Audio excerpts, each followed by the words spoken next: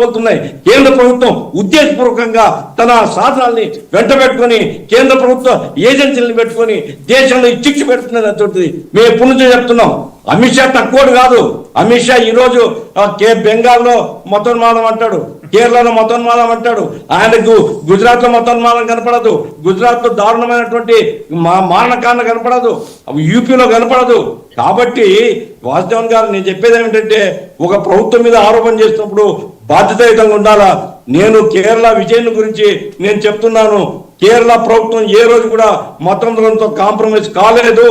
మీరందరూ కూడా ఆ రోజు సుప్రీంకోర్టు జడ్జిమెంట్ మేము అమలు చెప్పాలంటే ఈ సోకాల్డ్ ఈ బీజేపీ వాళ్ళందరూ ఏం చేశారు కేరళలో అయ్యప్ప స్వామి టెంపుల్ విషయంలో మహిళలకు ప్రవేశం కల్పిస్తా ఉన్నాం. ఏం చేశారు? వీళ్ళు రెచ్చగొట్టారు, ఘర్షణలు పెట్టారు. కాబట్టి కేరళ ప్రభుత్వం మీద దుమ్మెత్తిపోవడం కోసం, కేరళ ప్రభుత్వం మీద ఆరోపణలు చేయడం కోసం కేంద్రం నాటకాలు ఆడుతుంది. స్టేట్ గవర్నమెంట్ ఎంప్లాయ్ కాదా? డీజీపీకి బాధ్యత లేదా? గఫూర్ గారు ఆయన ముఖ్యమంత్రితో మాట్లాడా? గఫూర్ గారు చిన్న సబ్మిషన్. ఇప్పుడు డీజీపీ కేంద్ర ప్రభుత్వం ఏజెంటు, తర్వాత ఇంకోటి ఏదో అన్నారు అధికారులు ఏజెంట్లు, బీజేపీ రేపు పొద్దున బీజేపీకి ఓటేసిన వాళ్ళు కూడా కేంద్ర ప్రభుత్వం ఏజెంట్లు అంటారా మీరు?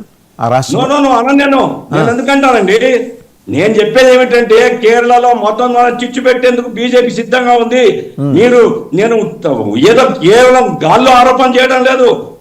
అయ్యప్ప స్వామి టెంపుల్ విషయంలో ఏ స్టాండ్ తీసుకున్నారు? సుప్రీంకోర్టుకు వ్యతిరేకంగా సుప్రీంకోర్టు మీద ఆరోపణలు చేస్తూ కేరళ ప్రభుత్వాన్ని ఇబ్బంది పెట్టేటువంటి పద్ధతిలో వివరించలేదా?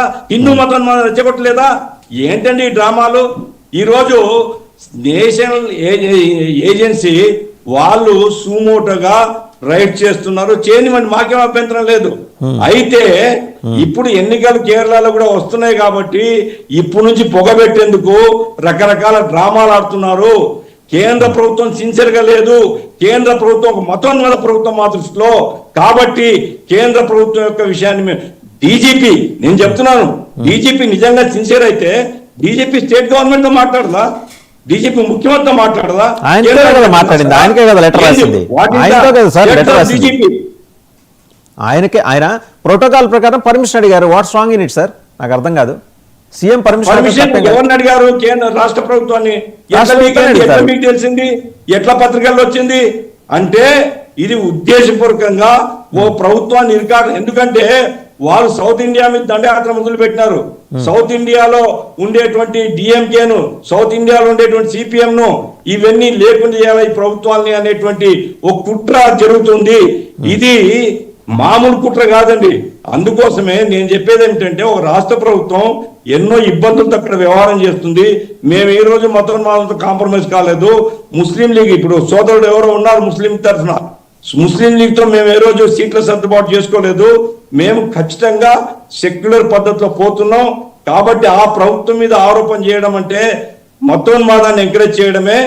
DGP is acting like an agent of the central government.